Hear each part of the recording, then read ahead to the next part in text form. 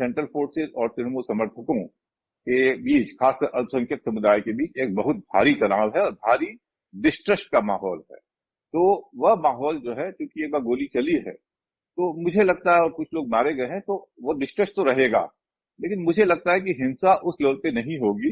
कूच बिहार में हिंसा के बाद बंगाल के तनावपूर्ण माहौल पर यह कहना है नीरेंद्र नागर का, जो वरिष्ठ पत्रकार हैं। नमस्कार, आज है बुधवार 14 अप्रैल और आप सुन रहे हैं डेली न्यूज कास्ट। पूरी बात सुनते हैं कुछ देर में, उससे पहले एक नजर इस वक्त की बड़ी खबरों पर। कोरोना ने तोड़े सारे रिकॉर्ड। पिछले 24 घंटों में करीब 1,85,000 लोग हुए संक्रमित, 1,000 से अधिक लोगों की मौत।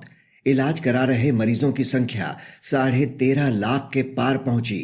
वहीं कुल 11 करोड़ लोगों को लगा कोविड का टीका। महाराष्ट्र में आज रात 8 बजे से लगेगा 15 दिन का मिनी लॉकडाउन। इस दौरान बंद रहेंगी सभी गैर जरूरी सेवाएं। पाबंदी से प्रभावित होने वाले रियल एस्टेट सेक्टर के मजदूरों और परमिट वाले रिक्शा चालकों को 1,500 रुपए की मदद देगी सरकार। गरीबों को 1 महीने तक मुफ्त मिलेगा खाना। देश में कोरोना की दूसरी लहर के बीच हरिद्वार में तीसरा शाही स्नान आज। 20 से 25 लाख लोगों के जुटने का अनुमान। स्थानीय प्रशासन ने माना मेले में 2 गज की दूरी और मास्क जैसे कोरोना प्रोटोकॉल का पालन कराना नामुमकिन। कोरोना के तेजी से फैलने का खतरा। आईपीएल के 5वें मैच में मुंबई इंडियंस ने कोलकाता नाइट राइडर्स को 10 रनों से हराया। पहले बल्लेबाजी करते हुए मुंबई की पारी 152 रनों पर सिमटी। जवाब में निर्धारित ओवरों में 142 रन ही बना सकी कोलकाता। मुंबई की ओर से 27 रन देकर 4 विकेट चटकाने वाले राहुल चाहर बने मैन ऑफ द मैच। अब खबरें काम की। पंचायत चुनाव में कोरोना संक्रमित मरीज भी दे सकेंगे वोट। चुनाव आयोग के अनुसार वोटिंग के एक दिन पहले रिटर्निंग अफसर को देनी होगी जानकारी। संक्रमित मतदाता को पीपीई किट पहनाकर डलवाया जा सकेगा वोट। कोरोना के बढ़ते मामलों को देखते हुए मध्य प्रदेश ने स्थगित किया 10वीं और 12वीं का बोर्ड एग्जाम। 30 अप्रैल से शुरू होने वाली थी परीक्षाएं, अब जून में कराने की योजना। आज का सबसे बड़ा न्यूज पॉइंट है बंगाल में कूच बिहार हिंसा का चुनाव के आगामी चरणों पर पड़ने वाला असर। पूरी तस्वीर समझने के लिए बात करते हैं वरिष्ठ पत्रकार नीरेंद्र नागर से। पश्चिम बंगाल विधानसभा चुनाव के चौथे चरण में हुई कूच बिहार हिंसा से सियासत और गर्मा गई है। मतदान के दौरान केंद्रीय सुरक्षा बलों की गोली से 4 लोगों की मौत के बाद यहां हालात काफी तनावपूर्ण हो गए। तृणमूल और बीजेपी दोनों ही इस घटना के लिए एक दूसरे को जिम्मेदार ठहरा रहे हैं, लेकिन बड़ा सवाल ये कि अगले 4 चरणों में इस घटना का क्या असर पड़ेगा। नीरेंद्र नागर जी, कूच बिहार की घटना के बाद बंगाल का चुनावी मूड काफी तनावपूर्ण हो गया है। मामले को ठंडा करने के बजाय नेताओं के बोल और भड़काने वाले आ रहे हैं, जिससे माहौल और बिगड़ने की आशंका लग रही है। आने वाले चरणों में इस घटना का क्या असर पड़ता देखते हैं आप? घटना का 2 तरफा असर होगा। अगर आप ये जानना चाहते हैं कि जो सेंट्रल फोर्सेस हैं और तृणमूल के जो समर्थक हैं उनके बीच में क्या इम्पैक्ट होगा, तो अलग चीज है। और कम्युनलाइज करने की जो कोशिश है कि चूंकि वो जो मारे गए थे वो अल्पसंख्यक समुदाय के थे, तो वो कोशिश शायद कम ना हो। हालांकि इलेक्शन कमीशन ने 2 लोगों को, एक को नोटिस दिया है और एक जो है उनको 48 घंटे के लिए रोका है, जिन्होंने इस घटना के बाद कुछ भड़काऊ बयान दिए थे। तो अब दिलीप घोष पे क्या कार्रवाई करती हैं, जो कि यहाँ बीजेपी के अध्यक्ष हैं, और जिन्होंने ये कहा था कि ये तो एक ऐसा नहीं है कि एक बार हुआ है, अगर फिर से ऐसा होगा तो और भी शीतल कुची होंगे। और उन्होंने जो मारे गए उनको दुष्ट छेले कहा के उन्होंने उनको कहा था। तो मुझे लगता है कि 2 तरफ से इम्पैक्ट होगा। एक ये है कि सेंट्रल फोर्सेस को भी जो यहाँ पर स्पेशल पुलिस ऑब्जर्वर हैं, शायद विवेक दुबे नाम है उनका, उन्होंने भी उनको समझाया है कि आपको किस तरह से करना है। तो सेंट्रल फोर्सेस की भी भूमिका है, जहां तक मुझे लगता है, जैसी खबरें आ रही हैं। और जिस लड़के के बारे में कहा जा रहा है कि वो तबीयत खराब हो गई थी और सीआरपीएफ वाले उनको सीआईएसएफ वाले उसको बचा रहे थे और लोगों को लगा कि वो पीट रहे हैं, लेकिन फैक्ट ये नहीं है। फैक्ट ये है कि वाकई उन्होंने उसकी पिटाई की थी, जो कि लड़के का बयान जो आ रहा है, अगर उसको विश्वास करें तो।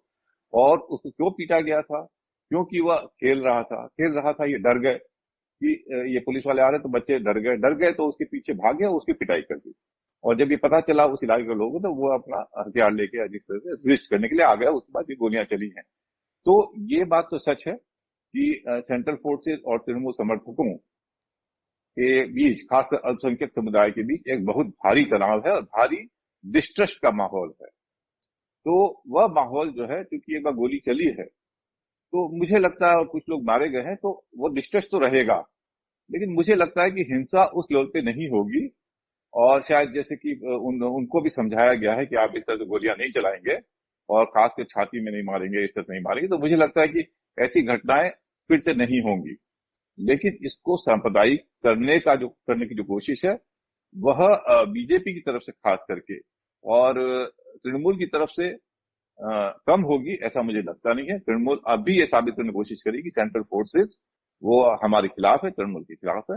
वो यह भी साबित करने की कोशिश करेगी इलेक्शन कमीशन हमारे खिलाफ है। और उसकी बात में दम इसलिए है क्योंकि शुभेंदु अधिकारी, मेरी समझ से सबसे ज्यादा क्रिमिनल किसी ने बयान दिया है तो चुनाव में, तो शुभेंदु अधिकारी है, जिन्होंने कहा 70 बनाम 30 है। अब 70 बनाम 30 है, इससे बड़ा क्रिमिनल क्या हो सकता है?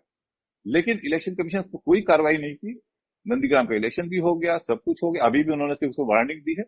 तो मुझे लगता है कहीं इलेक्शन कमीशन अपने दायित्व में चूक रहा है और इस कारण से ही इस तरह के बयान और आ रहे हैं। तृणमूल और बीजेपी दोनों ही इस घटना के लिए एक दूसरे को जिम्मेदार ठहरा रहे हैं। तो आने वाले चरणों में इसका असर इन दोनों में से किस पर ज्यादा पड़ेगा? यह कहना मुश्किल है।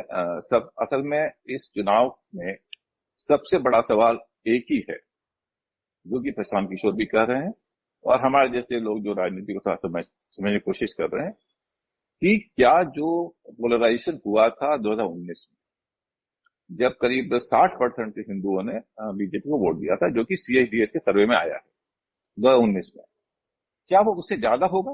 प्रशांत किशोर ने अभी इंडिया टुडे के राजदीप से साथ बातचीत की, उन्होंने यही कहा कि पोलराइजेशन अपनी सीमा छू चुका है। बीजेपी भले कोशिश कर रही है, लेकिन पोलराइजेशन अपनी सीमा छू चुका है। मैं आपको एक जानकारी दूंगा छोटी सी, कि 2002 में गुजरात में जो चुनाव हुए थे, वहां पर 10% मुसलमान हैं, करीब 90% हिंदू हैं, लेकिन उस चुनाव में भी बीजेपी को सिर्फ 50% वोट मिले।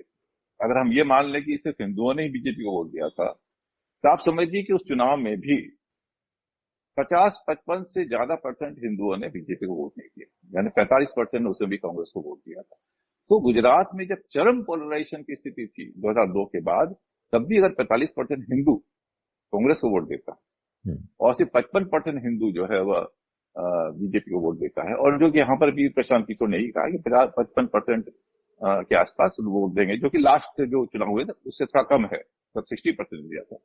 तो ऐसी स्थिति में और ज्यादा पोलराइजेशन नहीं होगा। ये जो भीड़ आ रही है उसी लोगों की है जो पहले पोलराइज हो चुके। तो अब इस, क्योंकि चुनाव में कुछ भी हो सकता है, पिछली बार लोग सोच रहे थे कि मोदी जी को और ज्यादा वोट नहीं मिलेंगे, वो 32% 36% पे आ गए, यानी नो एंटी इनकम्बेंसी बल्कि प्रो इनकम्बेंसी। तो अब ये देखने की बात है कि जो कोशिश हो रही है पोलराइजेशन की, उससे बीजेपी का जो वोट बैंक है वह 60% से ऊपर होगा या 60% कम होगा, नंबर 1।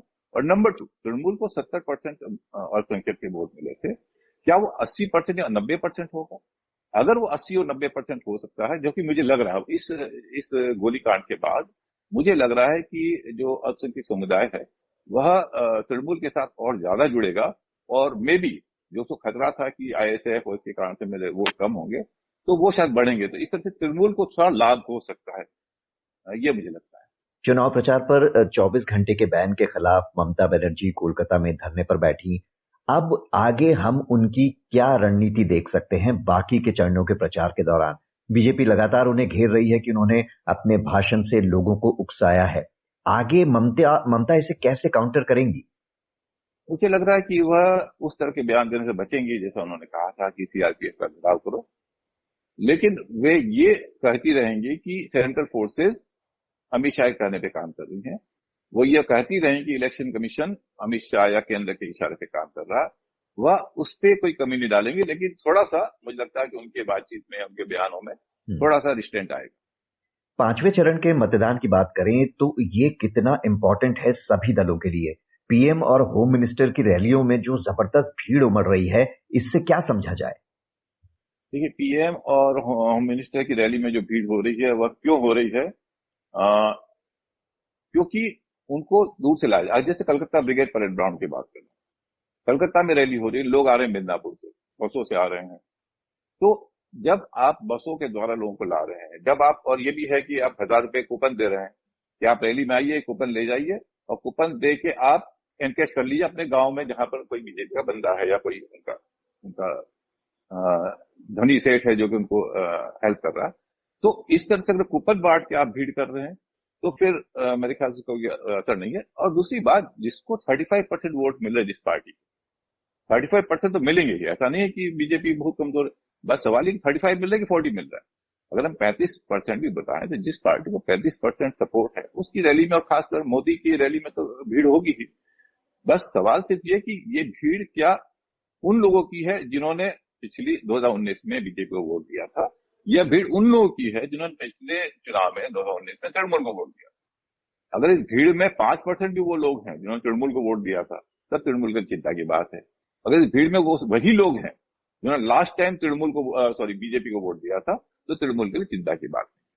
तो सिर्फ ये देखना है कि जो लोग आ रहे हैं वे तृणमूल से खफा लोग आ रहे हैं या वही लोग हैं जो कि 2019 में बीजेपी को वोट दिया था। अगर वही लोग हैं तो वही रिजल्ट अगर रिपीट होता है तो आप समझते हैं कि 121 सीटों में बीजेपी आई थी और 164 पे तृणमूल आई थी। तो अगर बीजेपी का वोट सपोर्ट बढ़ा नहीं है 2019 के मुकाबले में, जो कि मुझे भी लगता है बढ़ा नहीं है, तो उस स्थिति में तृणमूल को घबराने की उतनी ज्यादा जरूरत नहीं, क्योंकि उसको 164, 160, 180 सीटों पर चुनाव जीत मिलने वाली है।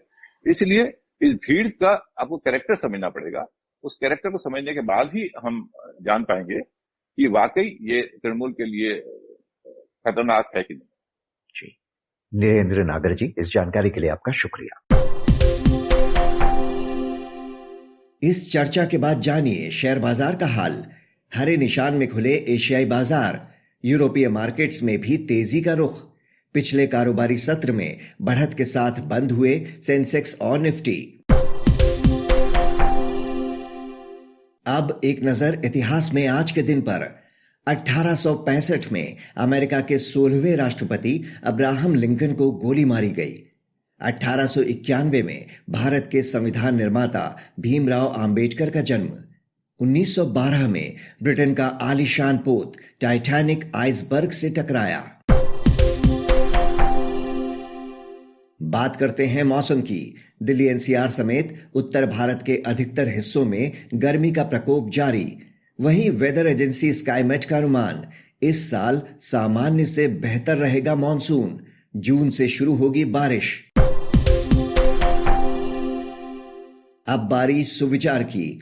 संविधान निर्माता डॉक्टर भीमराव आंबेडकर ने कहा था, मुझे वो धर्म पसंद है जो स्वतंत्रता, समानता और भाईचारा सिखाता है।